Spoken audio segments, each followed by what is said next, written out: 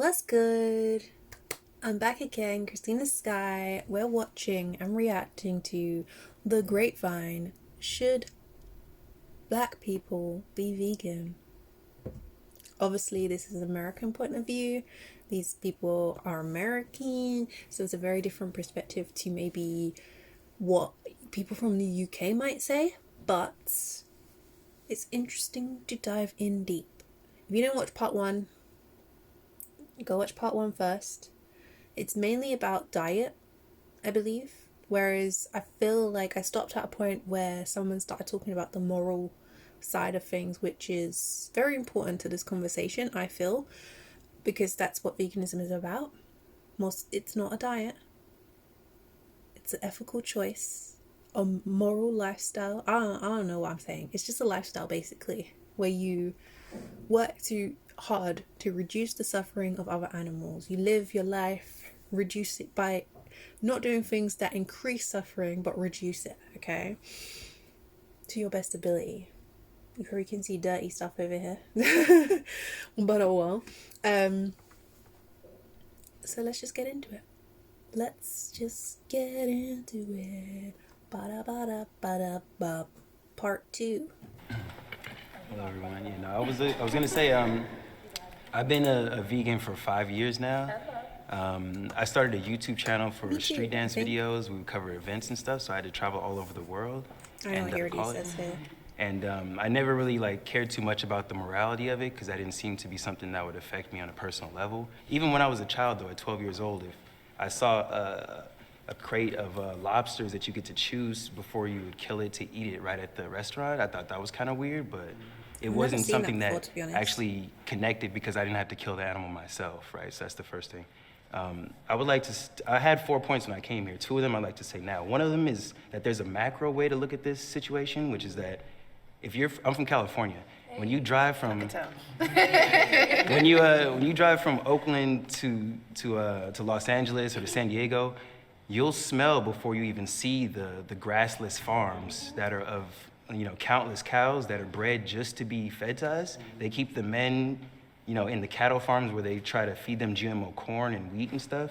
And the women are kept in dairy farms. I call them women, they're heifers or whatever. They're kept in the dairy farms where they're meant to just be pregnant all the time. There's artificial insemination as they breed them to be bigger and to yield more milk and stuff. We drink that milk from the same women who are injected with estrogen to keep them pregnant longer. They cry when their babies are taken away and stuff. But all that's still the morality conversation, right? And honestly, I say that's a macro conversation because factory farming has led towards climate change in a lot of ways. People talk about methane gas created by the cows. That's 25 times more harmful and more powerful with capturing greenhouse gases and heating our planet. And I'm looking at California now and at how it's burning right now, And I see a cycle and obviously everyone's mentioning white supremacy. Of course, white supremacy and capitalism are pushing to the excesses and extremes of things. Other houses don't burn. And so in the same way that they used to push chattel slavery with human beings, in the same way they're now trying to push it with animals in order for us to have as much food as possible, when there are other forms of eating the same calories and receiving nutrition as well as not having to worry about things that you could absorb from animals like stress or unnecessary hormones or whatever. I'm sorry, just really quick. That's the micro point, and that's what I want to say about climate change. And one more time, I love steak everywhere I went. I went to Brazil and they had a restaurant there, Fogo de Chao. Yeah. You could tell what part of the animal you were eating. They would come with a little map of a cow and you'd be like, oh, let me try the back part of it, or the leg, or the neck and stuff. And so, to say if that's inhumane or not is probably another conversation, but that's the macro argument. The micro is about the nutrients that we take into our own bodies. I had to ask myself, why do you really get hungry? Why are we hungry, right? Why do we sleep? But Lauren's talking about hot dogs. I don't know what part of the animal that is. You know what I'm saying? Now, if we talk about,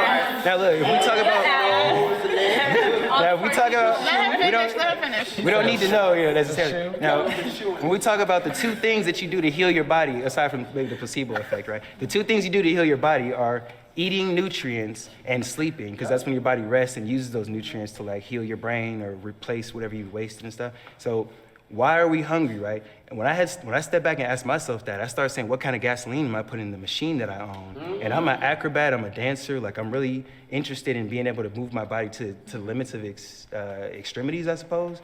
in order to express myself, right? It's a form of meditation that I do. But if I don't eat foods that I feel like give me energy, that wake me up early in the morning, like I don't drink caffeine, so maybe it's my replacement. And I'm telling you, there's so many vegetables, soups, nuts, and everything you can eat before you eat an animal that'll look you in the eyes, you know what I'm saying? So that's just how I feel. Thank you, Cash. That was amazing. Thank you, Cash. Thank you, Cash. Go ahead, Jasmine.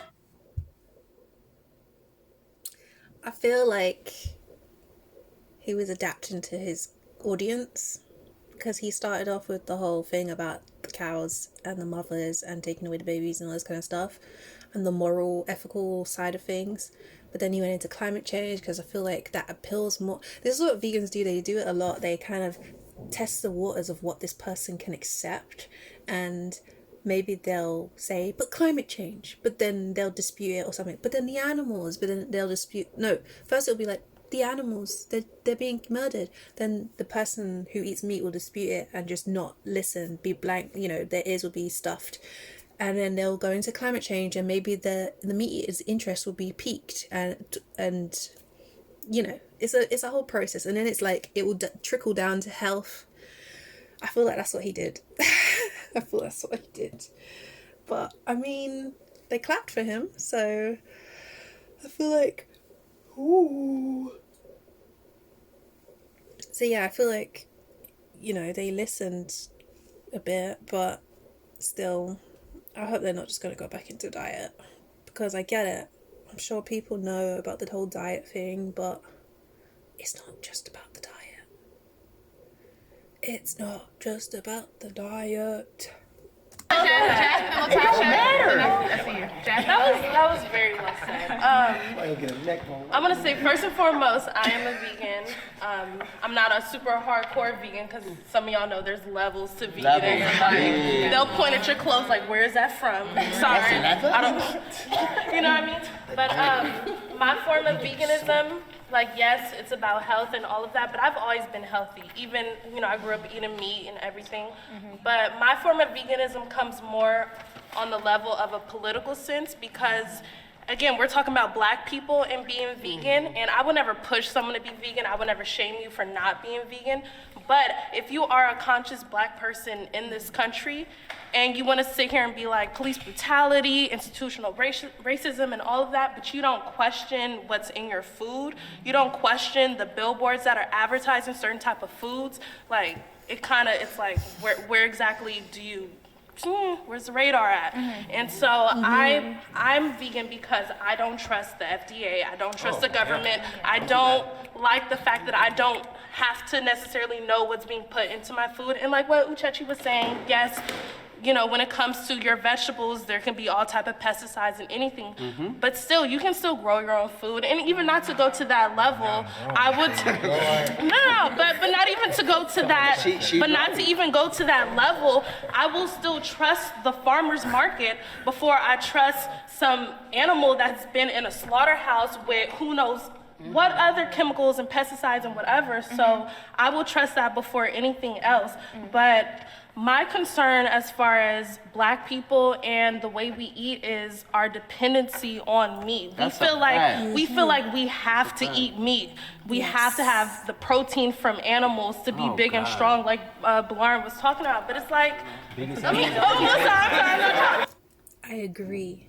I have so many friends, well, acquaintances, I'll say, because we're super close, but, you know, I know people basically who are very much of that mindset of like, I gotta eat my meat, I gotta eat it 3 times a day, I have to, there's no way.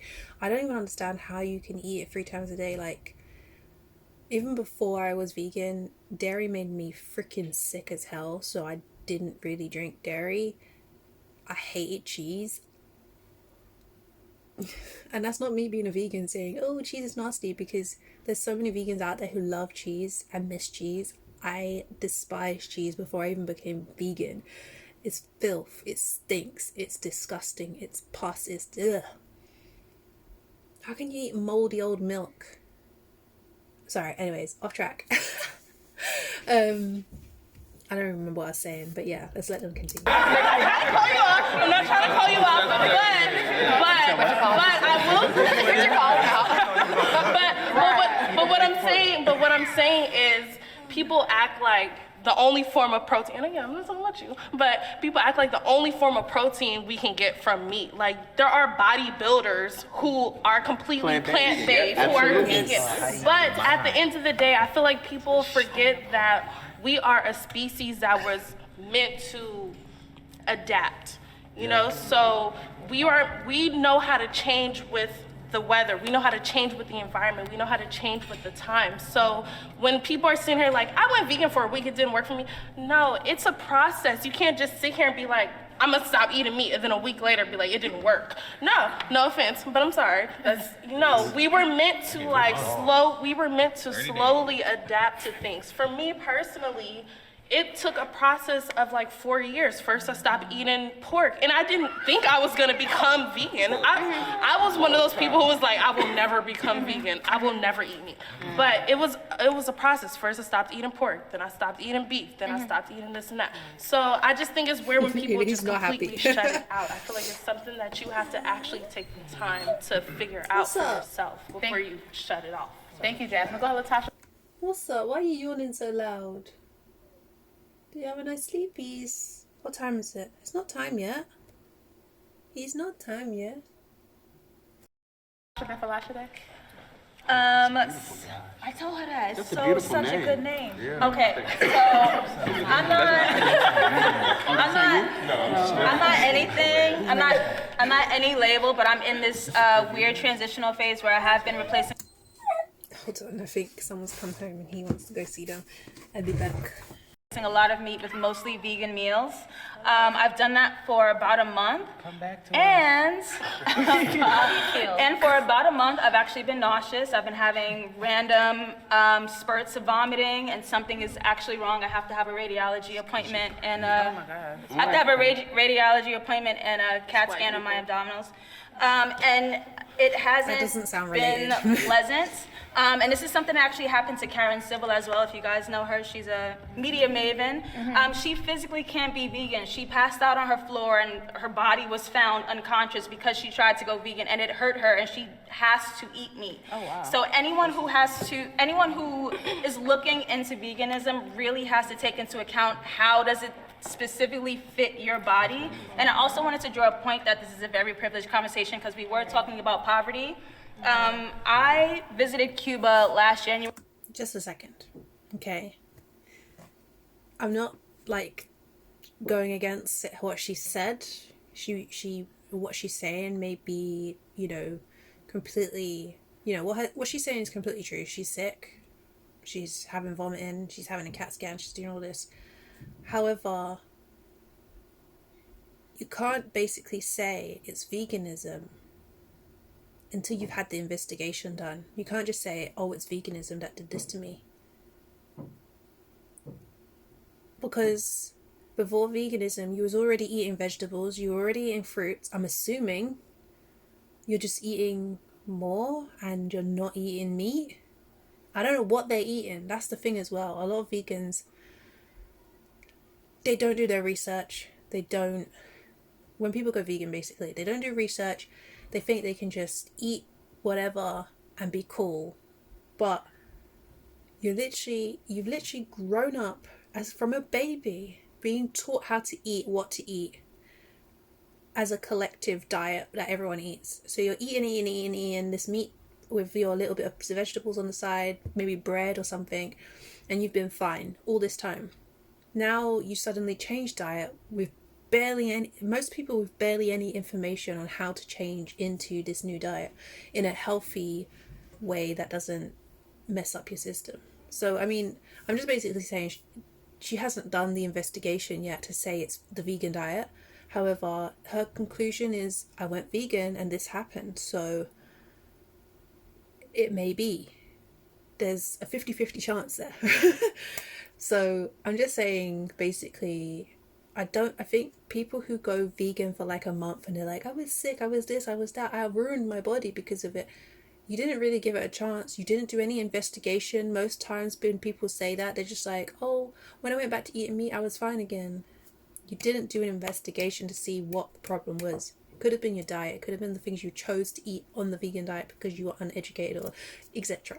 So that's a scenario. Some people could do it perfectly well. Like, they could put the best nutrients in their body and still have issues. But I think it's important to do the investigation to figure out if it was the vegan diet, so there's not false information going around about this vegan diet is not for everyone, or yeah, it's not for everyone, but the vegan diet is like killing me or making me sick or this. So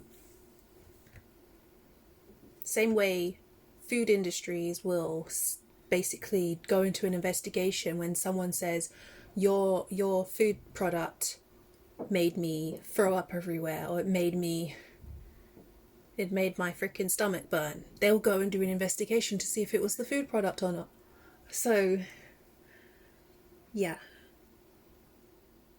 it's very damaging basically to veganism for people to say that when they only tried it and then they didn't even do an investigation to say yes.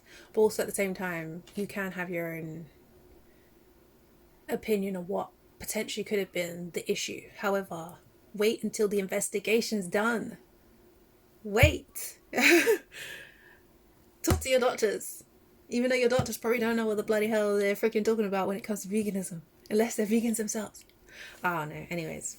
And when we say poverty, I'm talking about there's no toilet paper, you have to carry your own napkins, everything's from the soil. When you ask what meat am I eating, they don't have a label, or they wouldn't tell me what it is, because it's like it might just be anything, like you have to eat. Get that squirrel. Stop it. Like you have to eat. And so I found that eating Cuban food for about a week totally changed my body, and I felt much cleaner because I was eating much less processed food. Like, they literally eat from the ground. I also had an ex who was totally vegan. He went to Cuba, and he tried to stick with this vegan diet. He was very stubborn about it, that he starved himself, that he ate French fries, potato chips, and he actually put himself in a much unhealthier situation just so for the sake that he can call himself vegan. And when he came back, he was fat. And I was like, this vegan thing may not be working out for you. That's the thing. I feel like people who eat meat don't understand. They just don't understand that the suffering, that boyfriend may have been, you know, very much vegan for the animals, and the idea of eating meat just because you're somewhere where you can't find much. The thing is, Cuba, I feel like, they eat meat, but there's like, I'm thinking of Mexico actually. Mexico has a lot of like beans and the tacos and burritos, and they have a lot of vegetarian dishes that you can make vegan essentially. So I feel like Cuba is kind of, I don't know what Cubans eat, to be honest. I don't know anything really about Cuba, but I'm just assuming it's a kind of similar diet. I don't know where they went, but I think that's the boyfriend's fault for not doing the research, because essentially I most of the time, if I'm planning to go somewhere, I'm like, so what food sources, what's my food situation going to be like? If it's like a place where I'm not going to have a good meal or whatever, I'm either not going or I'm bringing my own milk. You know, it all depends. So if this is something that you would like to explore as a Black person, please look at all angles, and your health comes first. Do your not research. The branding of veganism or whatever it's Can I just say, wait, go ahead. Okay, cool. It's not about the So branding. I'm hearing a lot about the micro effects, and you touched a little bit on the macro effects. So the micro effects of veganism, obviously that has to do more with ourselves and our own bodies. But I think that it's really important to look at the macro side of things and how it's affecting the whole entire world. So Yes. I was raised vegetarian. My mom is vegetarian. My dad is vegan. And I'm really happy about that, because my dad wasn't vegan. He was married to my mother. But he ended up getting cancer and turned into a vegan diet. Luckily, he's not a stubborn man. And that actually saved him, is a vegan diet. So now my dad is like 100% vegan. When this man was making baked mac and cheese and fried chicken in the house, this man is eating like miso soup.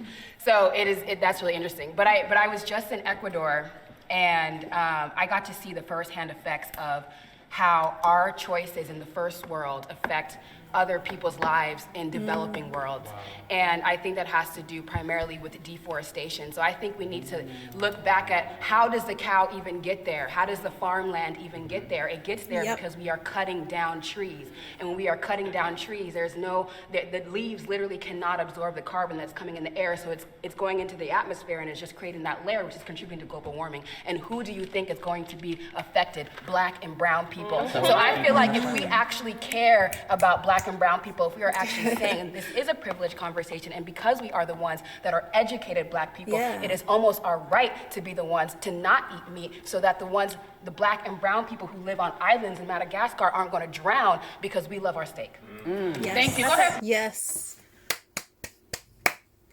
You have to make the sacrifice. The people here, like a lot of them probably, they're not diving into the conversation about the animals, so you can clearly tell they don't really give a crap about the animals in this situation. I don't know about the vegans, but the meat eaters have not talked about the animals in any way, or even been triggered by the guy who said about the animals, or said anything about it to,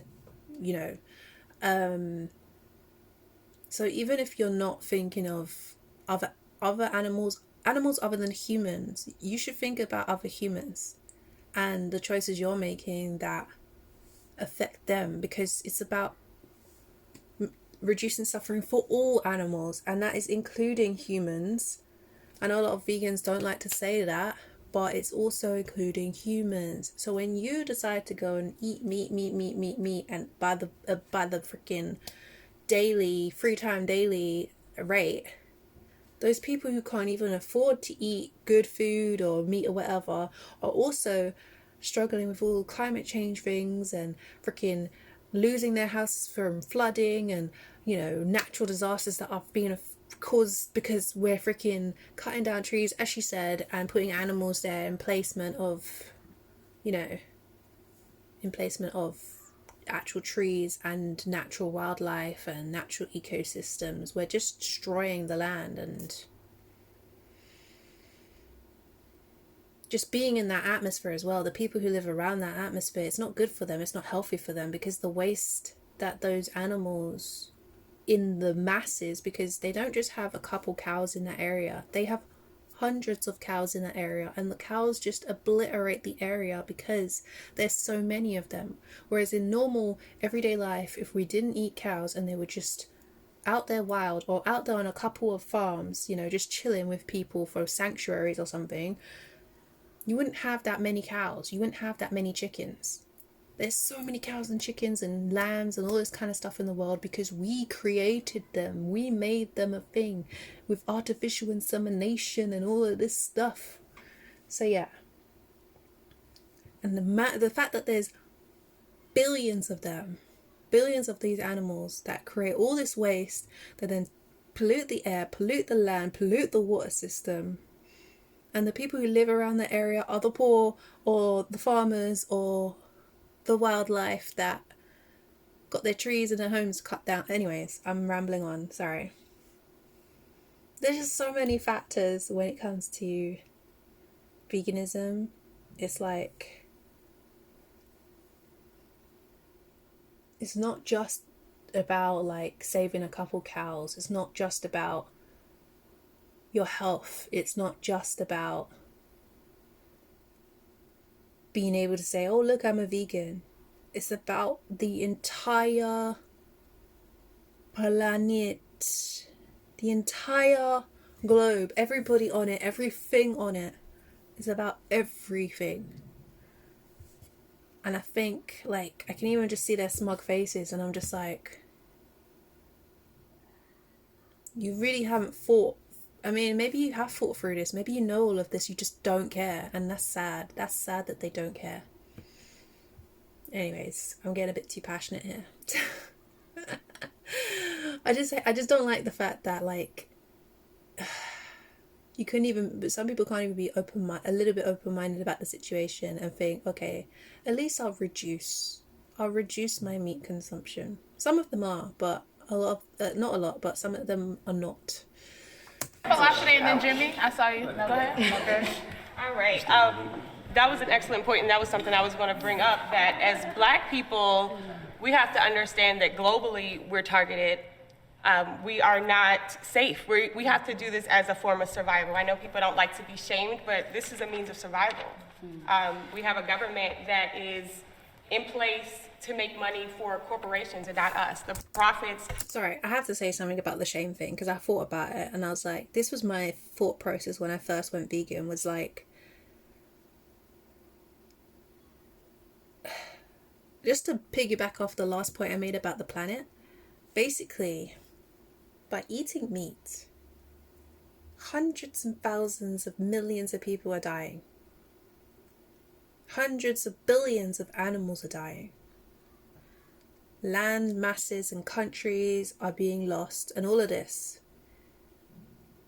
We shame and imprison people who, do things to kids, people who murder, people who do crimes.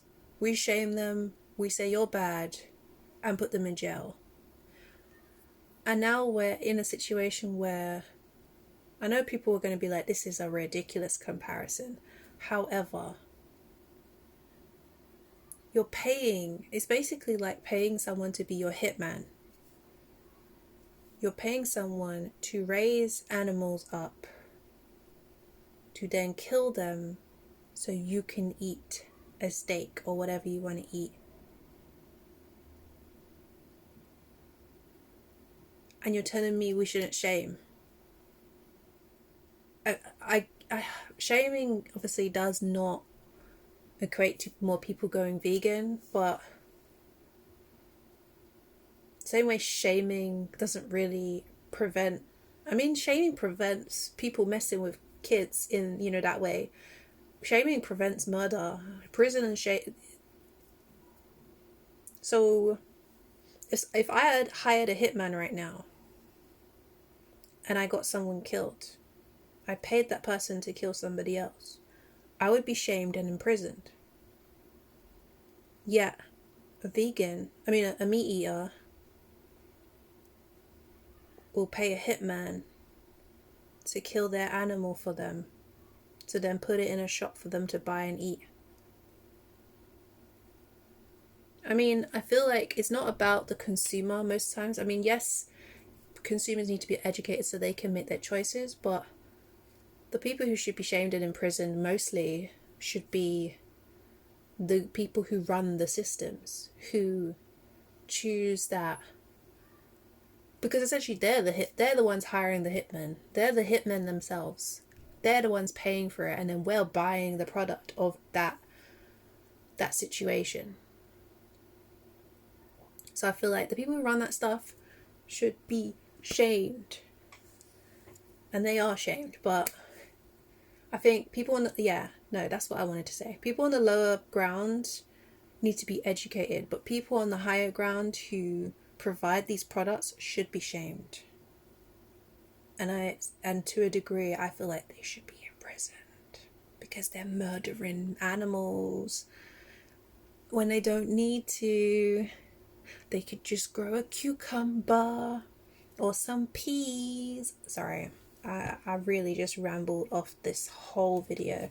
Are the main consideration. So we have a whole pharmaceutical industry that is set up to make money off of us being sick. Mm-hmm. And so we're falling victim. We're helpless sheep walking towards death simply because we don't want to change our habits and evolve as a people. And as she mentioned, this is affecting the world. Like, this is 66 billion animals are slaughtered a year. You have to understand that affects air quality, the air that we breathe, that affects global global food shortages. Because we feed these animals from the grass, they eat the fertile ground that we have to plant food. So when we have global food shortages, those are because of our habits that we can't give up eating meat. So we have to consider that, like, this is about our survival. We can't just be comfortable and say, I can't give up fried chicken because it tastes so good. And another thing I wanted to mention is that once you really surround yourself by more vegans who aren't shaming you but just want to introduce you to things, you will find that it is not hard to find very good vegan food that may taste better than what you're eating. Like when I go to family functions and there's chicken on the table, I'm tempted and I'm like, wow, that looks good. But you know what? I can go to Everlasting Life, I can go to New Vegan Cafe, and I can get some plant-based chicken wings, and they taste amazing. I can get burgers. It's not just grass and salads. People are mistaken. It's not just that. There's vegan food that tastes good, and I think that's going to be the next phase, is just making that more available. The future is vegan. As you go to more restaurants, you see more vegan options being advertised on the menus, and on top of that, you can veganize your foods. You can take out ingredients to change your food from being unhealthy. You can use cashew milk, rice milk instead of cow milk, and it changes. You can still have your cupcakes, you can have your pizza. And Pizza, I don't know if that's out here, but And Pizza is a big chain in the area. They have vegan pizza now. So you have options. You don't have to continue in this lifestyle. It's funny that this is in 2018 because you can really, like, especially in the UK, oh my god, I feel like we're one of the leading countries when it comes to like veganism and stuff. So come on over, come visit. But for example, in my area right now, when I first moved here like 4 years ago now, I moved to this area. There was like, so let's say I want to deliver food to myself for Uber Eats or something. Nothing. 4 years ago, nothing. No choices. 1 year in, no choices. 2 years in, oh, there's a vegan restaurant on here, yeah. No, there was not a vegan restaurant. It was a restaurant that is kind of, doesn't really sell that much meat, but then started selling more vegan options. And I was like, yes, yes, yes. Third year, like 10 vegan options. Today, there's a good 15 to 20 vegan restaurants in my area alone that deliver to my house. And also, I can get my Sainsbury's, I can get my Tesco's. I don't shop at Tesco's. I don't really know what vegan options they have, but I know they have them. You've got all these supermarkets you can shop in that are not even that far from me. There's one just down the road.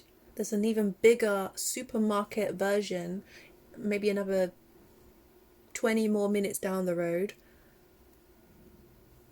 And yes, there's lots of meat there, but there's loads of vegetables, there's loads of fruits, there's loads of vegan options, there's vegan ice cream, there's vegan pizza. If you want to eat all that processed stuff, I don't really eat too much of that, but sometimes I do when I don't want to cook too tough. But do you understand? Like, did I just mess up my makeup? Anyways, do you understand? Like, there's a lot of options now compared to 2018, and I'm sure in America there's probably the same thing, because people open businesses every single day, and veganism is extremely profitable right now. So if you're thinking about starting a business, start a vegan business today.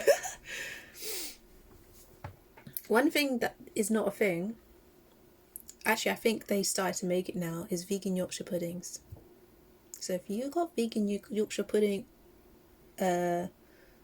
recipe and you want to make a business, make us some vegan Yorkshire puddings. I know if you're in America, you probably don't know what that is, but it's bomb, and I want a vegan one now.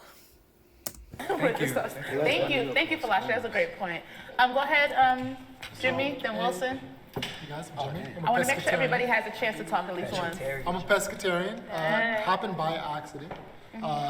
Sort of, I'm one of those guys that started waking up in the morning and started feeling like aches and pains and like feeling like shit. Until a friend of mine told me, like, look, the same thing happened to me. Doctors couldn't tell me for years why my back hurt or etc. And I changed my diet and everything went away. And I followed his advice, and in 3 weeks it happened, and that was awesome. with that being said, just sort of like rewind to talk about my background a little bit. I started this medical program, Yale School of Medicine, operated it for years, and a lot of the cases that I saw in Haiti were directly linked to people's diet. And people have absolutely no idea how important what you eat is and how it actually can affect you. You can literally die or have a disease. I've seen, my mom has been a nurse for decades.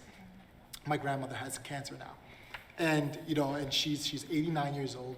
God bless her. And she's like fighting through and doing really well right now, fighting through the cancer. It's because we changed her diet, right? At 89 years old, super weak, and she's getting through it. Because my mom had a ton of she saw who survived, her own cases. She saw who survived and who died and what they were able to do. And it was always they changed to their diet.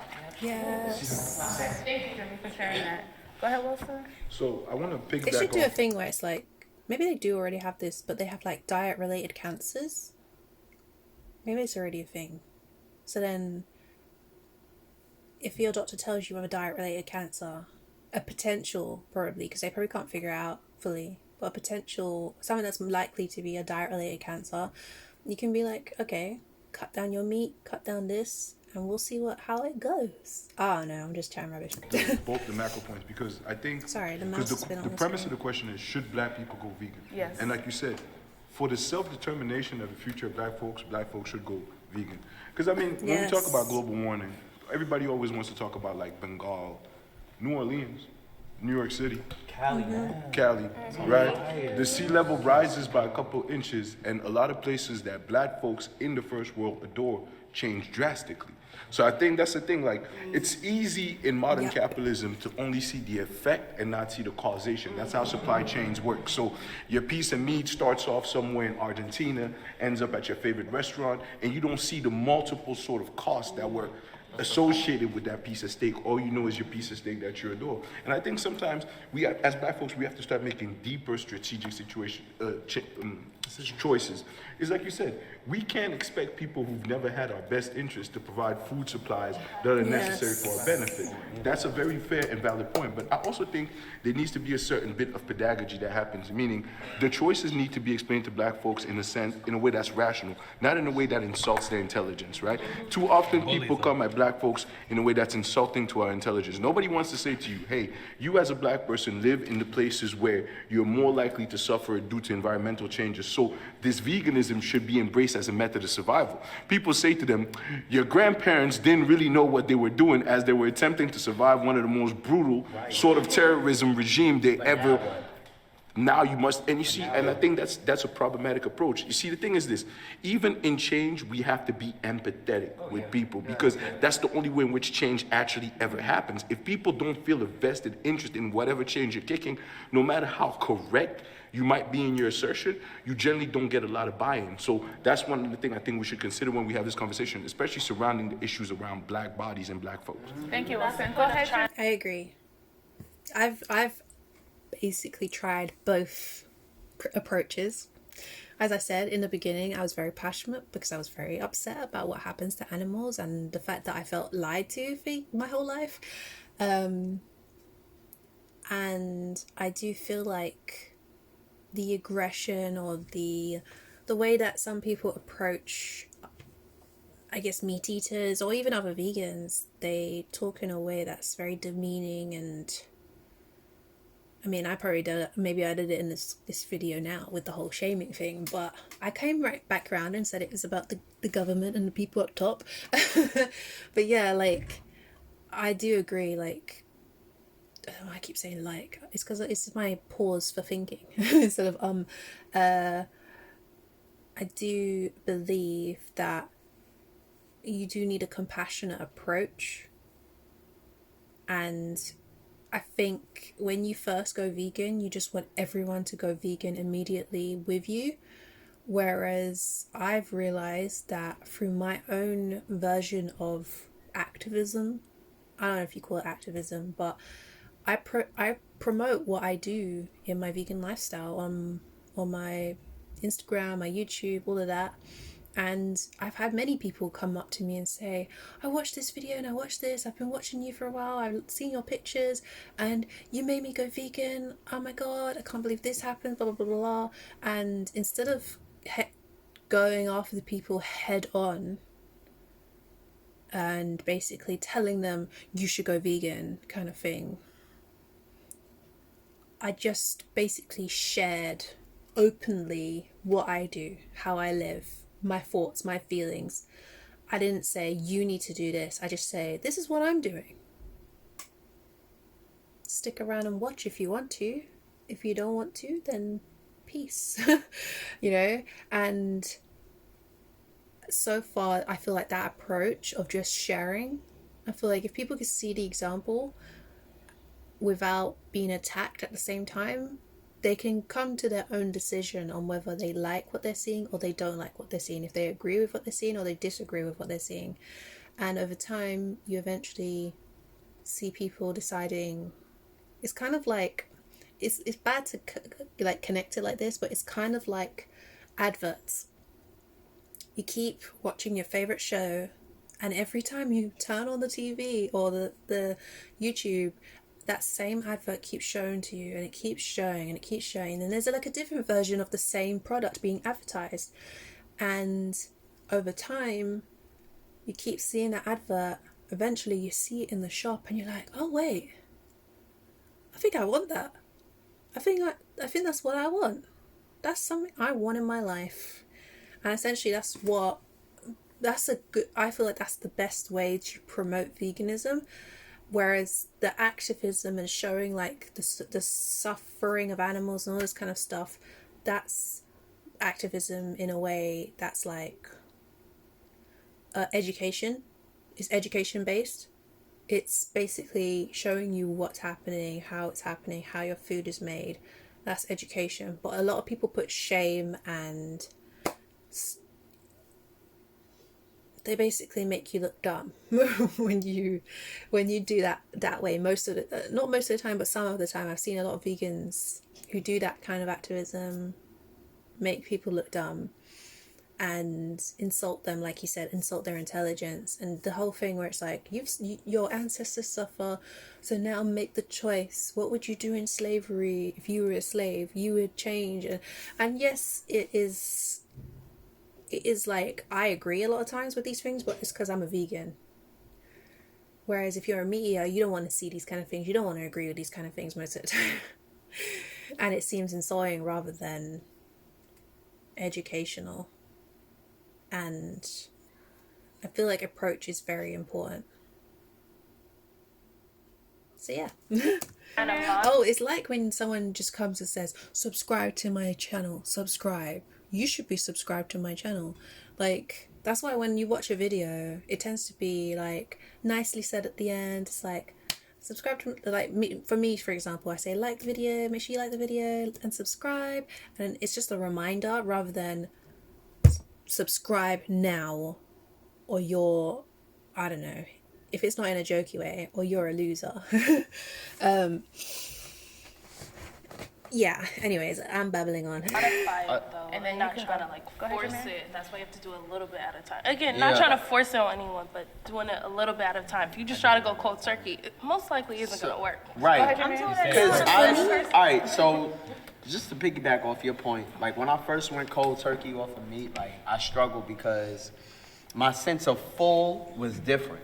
Right? So we are taught to, like, you have to eat until you feel like you get, whoo, you know, you gotta unbuckle your belt. That's how it's done. You got gas pain, you know what I'm saying? You just rubbing your stomach.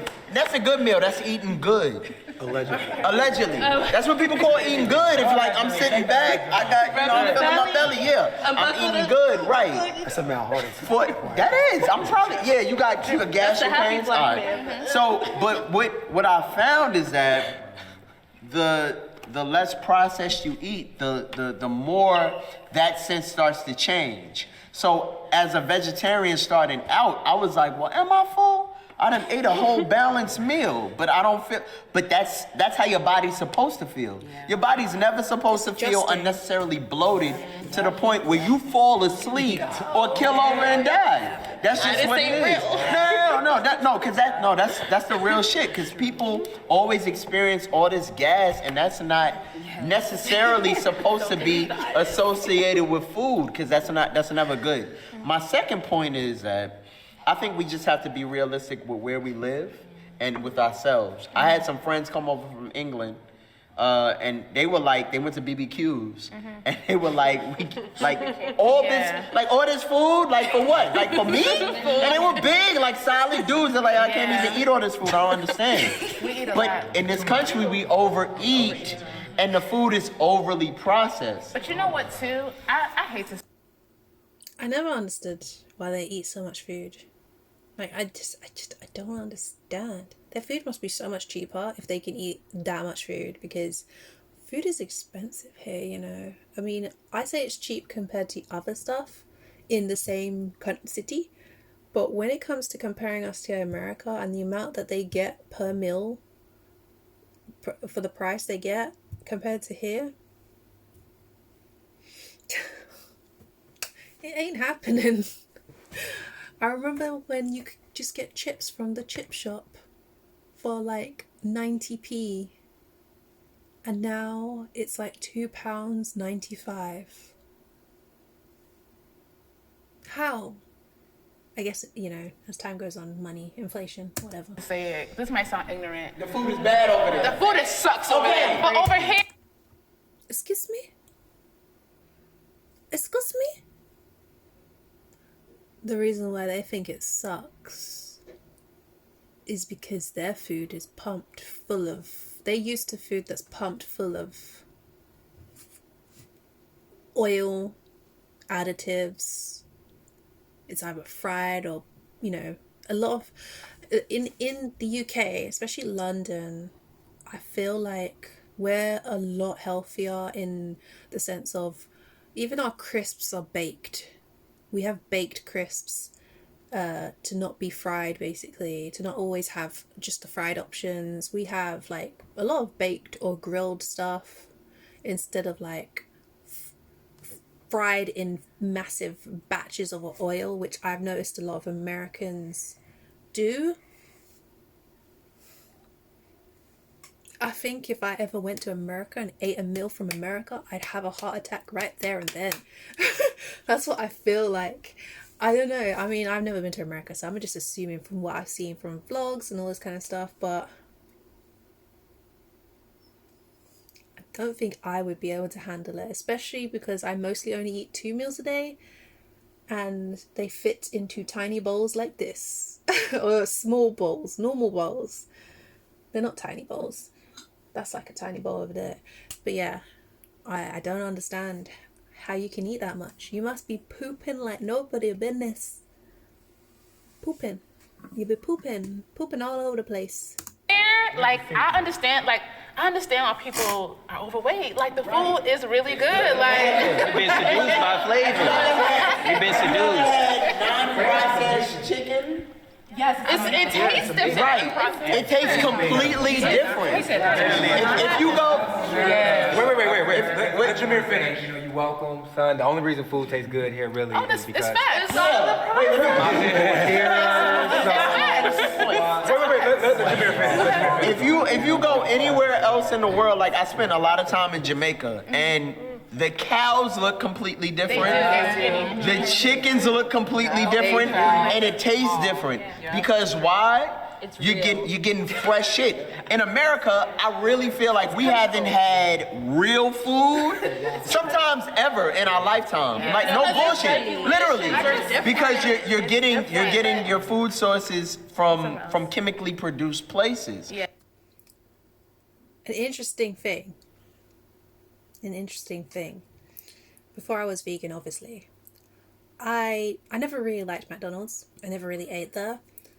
I mean, I like McDonald's. I was obsessed as a kid, but I obviously was vegetarian for a very, very long time. And so I didn't really eat in McDonald's other than the chips if I went with friends and stuff. And I was like, oh my God, I'm in Japan. I should try Japanese McDonald's.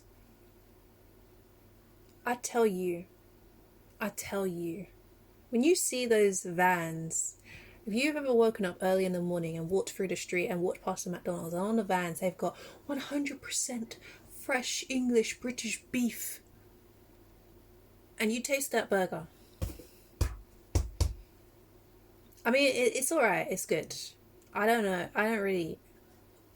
Okay, it's good. I went to Japan. My God, it's like a completely different burger. I mean, I enjoyed it a lot more. Did I get the meat one though, or did I just get fish? I can't remember, but I just know it tasted fresher. It just was different, and I was so even the chips, I was like, what is going on here? I wanted to try it before I left anyways, even though I was mostly living as a vegetarian, maybe eating chicken, I think, at the time. I don't remember when I started eating chicken again, but yeah. He's right about the whole real food thing. I can't even imagine what it would be like if I ate food in America. Just hearing about it, I can tell I don't even want to touch it. Even just like be in its vicinity, I don't want it. Can stay over there, over the sea. I don't care if you think our food is bad. I don't want your processed food. I'm sorry. And when I realized that, I had to take a step back. Not shaming anybody, but I'm saying why there's a reason why we feel different when we get real food in our system. Okay, go ahead. She hasn't spoke. Go ahead. My name is Gianni. I'm here for this conversation. Yes, queen. Yes. Thank you. I got the same lipstick. So there have been so many great points brought up on multiple sides, and I'll say, like, as a plant-based eater who also loves meat, who grew up eating meat, it's so what really made me become a plant-based eater entirely is this notion of Black liberation, as folks were talking about, but just like the larger scope of liberation in general. Do I think that all Black people should be vegan? No, because that wouldn't be conscious consumption. It wouldn't. Also, for context, I'm a farmer, so like, yes. We gotta talk after. Come on, farmer. We gotta talk. I want to be a farmer. Out of solidarity with Black and brown folks globally, I know that even being vegan is really detrimental to farmers in the Philippines who are supplying all of our bananas and pineapples. What we need to do is just consume intentionally. So like folks were saying, in moderation, and making sure we're trying to source as within the best of our capacity locally and from places that we trust. So part of my mission as a farmer is like guerrilla farming. So basically like taking over, like stealing land, because that's what I'm about. Like stealing land, planting it, and feeding folks in the community. So like empty plots in the hood. Like I was born in Crown Heights. I live in Bedside, grew up there as well. Empty plots that I see, like I could go in and start seeding things. Like we really need to have this sort of like holistic perspective, because it's true, a completely vegan diet isn't necessarily the most healthy thing, because there's all these other factors. So all these other factors that don't solely include diet, but how they impact people all over the world throughout the supply chain line. Additionally, when you think of certain things like, especially for Black and brown folks, things like vitamin D deficiency, it is like there is higher vitamin D in meat and animal products because of the way it's processed, and that's part of intentionally eating. And listening to your body. So maybe you need smaller portions of meat during that time, especially as Black and brown folks, where we don't have as much access to the sun on the East Coast. Or alternatively, taking some mushrooms and putting it in a sunny window, because your mushrooms will actually still absorb vitamin D there. So just having this holistic sense of where am I sourcing things from, and informing and thinking about how it impacts on all levels. And that's the approach that I like to take. Thank you, Gianni. Go ahead. You see, with that, I agree. However, no, I just agree. But to add to that, I feel like there's stages, and I feel like we need to get people to be eating more plants before we start thinking about all the other extra things. I feel like when you've been maybe vegan for a few years, then you can be like, okay, for example, me, avocados. I love avocados. I kind of went off them for like a year. It's a weird thing that I have. I'd be on them like crazy for a year, and then for a whole year, maybe even 2, I just was not interested in them. And then recently I bought maybe 2 packs recently, and I was like, do you know what, I really don't want to get avocados that much anymore, because I know now about the whole mafia system over there, like in is it Mexico or Cuba or somewhere in that Central America area, where they basically do, look up the mafia system with avocados. It's outrageous. So for me, I'm already vegan. I love avocados. I'm not really that interested in them right now. So I've decided, seeing as I've lost interest and I now know more about how they're made, I have completely reduced the amount of avocados I eat from a couple week to like maybe 4 a year. And I continue to reduce the amount that I eat. And the same with almonds. Like, a lot of people will be like, you should replace your milk with almond milk. Almond milk is the best. However, almonds have a huge impact as well on, you know, the bee situation and the environment and the amount of water that they need and all of this kind of stuff. And I feel like I don't drink almond milk anymore. I do eat almonds sometimes. I haven't bought them in years, but I did eat some recently because I had packets that I bought a couple years ago still in my cupboard. But I don't eat them anymore because of what I learned. And I feel like stage 1, we need to just get people on the level of eating at least less meat. We haven't even got that far. I feel like you can't just bombard everyone with all this information think about everything that you're eating, because it's just gonna lead people to just go and just ignore everything you've just said and go back to eating meat. I feel like you've got to start with slowly. If people want to go cold turkey because they learned about how animals are treated, then great, that's fantastic. But I feel like I'm happy with people reducing first, then getting to a point where they're like vegetarian or pescatarian, then vegan, and then obviously taking the levels up. And then once you're vegan, maybe, you know, thinking about how your fruits and vegetables are made and picking the more ethical, most environmentally friendly fruits and vegetables. Like, I love bananas. I probably won't give up bananas anytime soon. And I know that with bananas, I don't even want to research it right now, because I know that they're going to tell me something that's going to make me be like, you ain't eating bananas. But because I don't eat sugar, I need my bananas. That's one thing that I'm still like, okay, let's just study everything else and slowly get through that, and then eventually I'll get to my bananas. I even got to a point where it's like, I want to grow my own bananas, but I live in London. That ain't gonna happen. Anyways, I do agree with her. However, I do feel like, because veganism is still kind of fresh, there's still lots of people actually have already changed in 2021. Bang, bang, bang. Vegan gang, gang, gang. I do feel like that's a conversation for a later date, when more people are vegan. And I don't think vegans should shame new vegans into that way of thinking either. Like, you need to give them time to get used to being just a vegan, as in the diet. And then maybe eventually they'll be like, oh yeah, I got to look into my clothes situation. Oh yeah, I got to look into my beauty situation because of testing on animals and all of that. Oh my god, okay. So I'm going to make a part 3.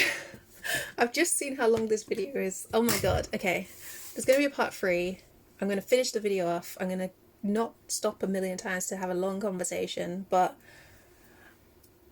you know, sometimes it's necessary. I'm just a blabbermouth, okay? I have a lot of things to say and to do, so... Anyways, thank you so much for watching. Please like and subscribe. Comment down below what you think about what I said. Obviously, I'm running off the top of my head. A lot of my views have changed over the years, and by the time I post this video, my view will probably change again. It'll change again. So far, I still think, in context, black people who are privileged to have supermarkets and grocery stores easily accessible to them, I do believe they should go vegan. Just to remind you of what my answer was so far, and I still believe in that so far since I've heard about 46 minutes of this video. Anyways, I hope you enjoyed. Like, subscribe, come back for part 3. If you haven't watched part 1, go watch part 1, and I will see you in the next one in a few days probably. Love and light.